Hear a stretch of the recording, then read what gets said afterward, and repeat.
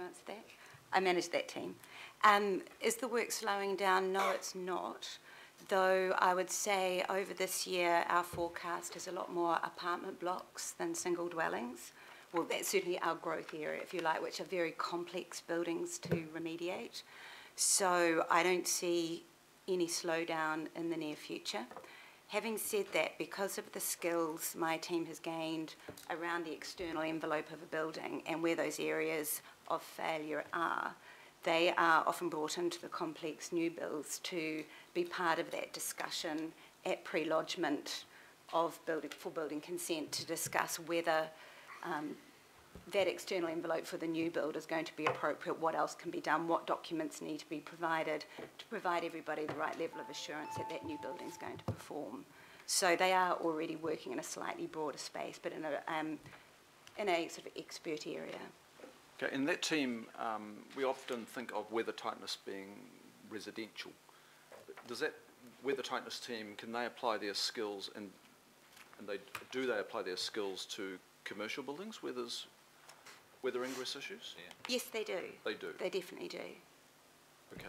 And just in terms of the building code, the requirement that performance, there's a requirement for performance of materials under the durability section, I think it is, to stand up for 50 years under normal maintenance. If you do normal maintenance, it should last a minimum 50 years, I think, in the durability. Certainly the structure of the house, but certain components on the outside, for example, the cladding, are mostly warranted for about 15 years. So different components of a build will have different durability periods under the Act, or under the code. I think the Act talks about parts of that building, some buildings are inaccessible, yep, that they should be 50 years. That's correct. Thank you, appreciate that. Thank you. Councillor Penrose. Yeah, thanks, Madam Chair. And my apologies for interjecting before, but I was getting excited when Em was getting a bit more assertive for a change instead of holding back, so it's good to see that in. Telling the people the reality of what's going on in Auckland, so really appreciate that, because we've got a massive problem. And the problem's growth, and that's how we handle it.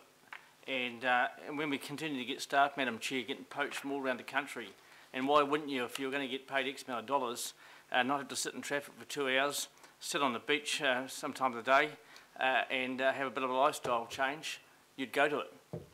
And it's a struggle for them to keep the staff, you know, that's the reality of it. But then there's those challenges too that come with it. But I just want to say to the team in particular, they're doing a bloody good job under difficult circumstances. And I can tell you now, for those elected members, I strongly suggest, if you've got some spare time, go out with our building guys for the day. Spend a day with them. I spend often out with them across the region. And what Ian showed you on that screen there is nothing to what I've seen, man. It's absolutely scary. And we're the first ones they point the finger at when something goes wrong, whether it's on the property or in the dwelling. And then we get the can for it. So, you know, our guys are doing an extremely good job on that side.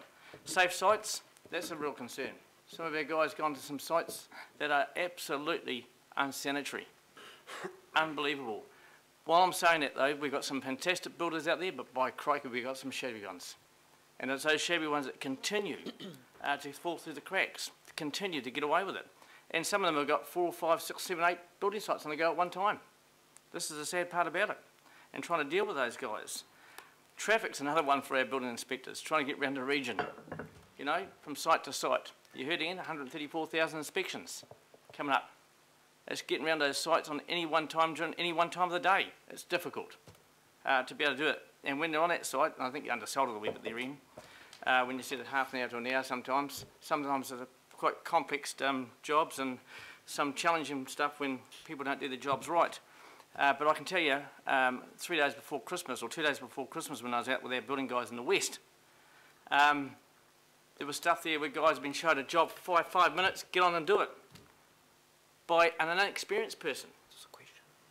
So, no, it's not a question, Mr. Chair, Mr. Quacks, it's a comment. Oh, okay. Because I think we're open for comments too. So, you know, at the end of the day, I just want to acknowledge the team.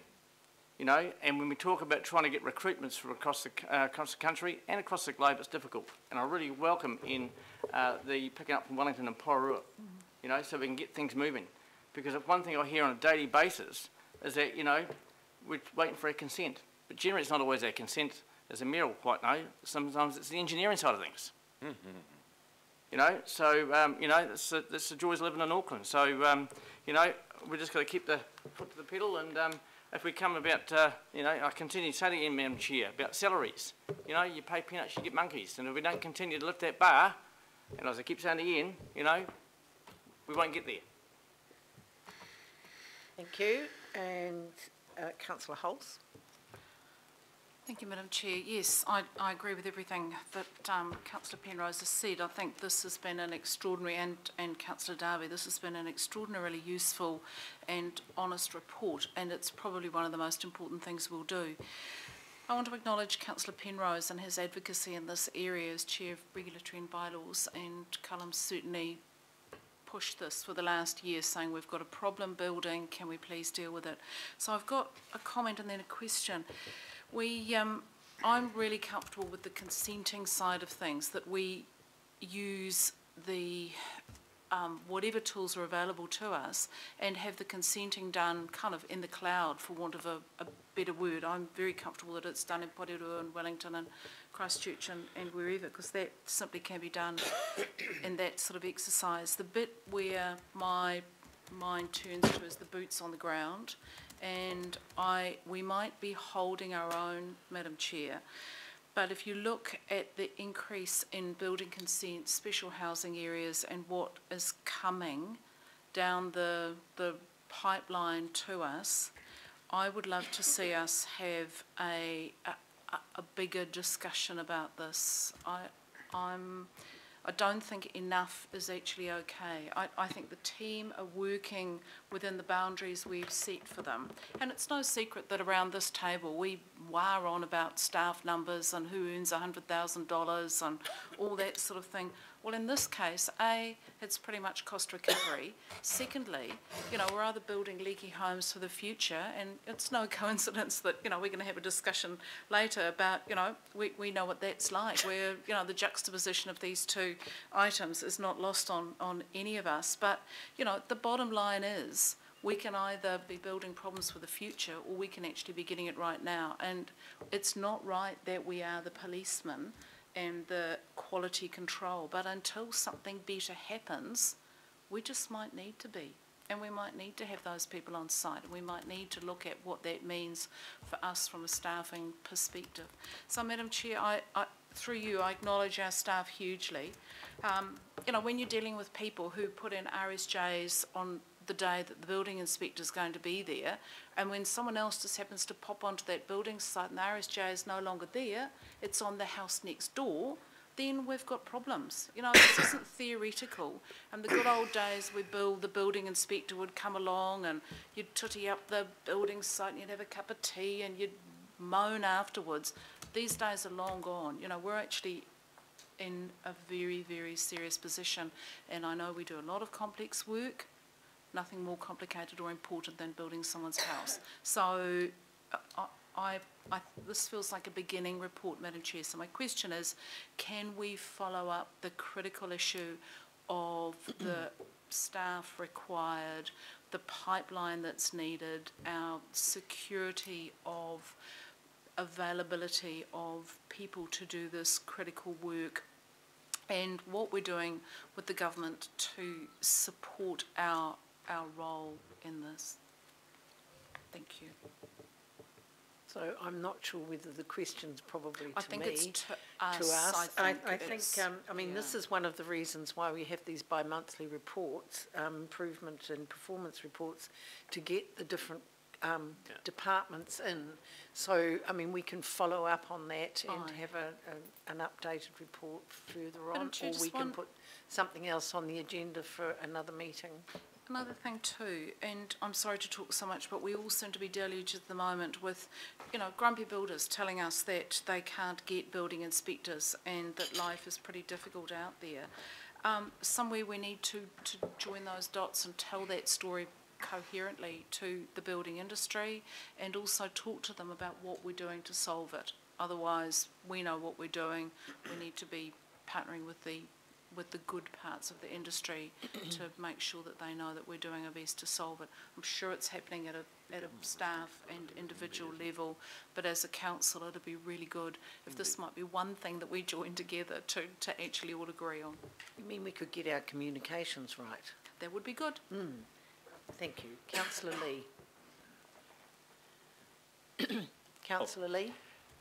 Thank you very much. That was extremely interesting, and I have to say, I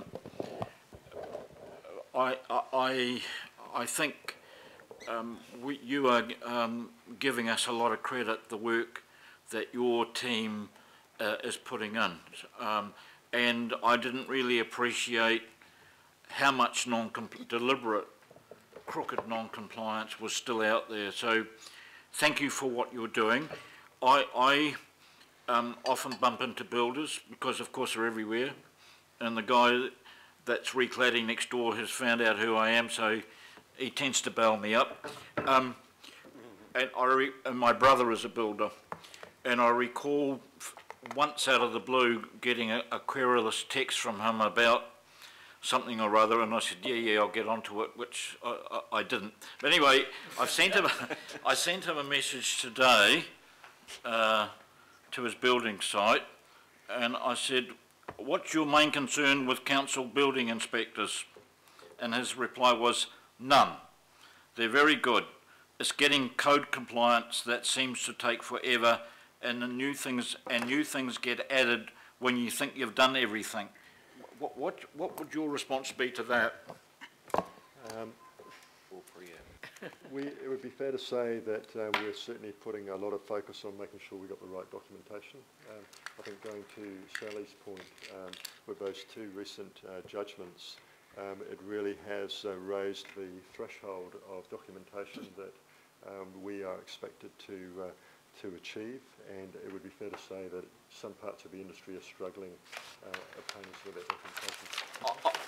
Most of the complaints, it's probably interesting to recognise, most of the complaints that the Licensed Building Practitioner Board would say they get actually relate to documentation that's not available for the issue of a code compliance certificate, and it's caused by subcontractors who, for one reason or another, either don't have the documentation that the principal builder needs to be able to get the code compliance certificate, or for some other reason decide to hold on to it, often as a way of actually getting payment for something which maybe there's some dispute over possibly the quality of it.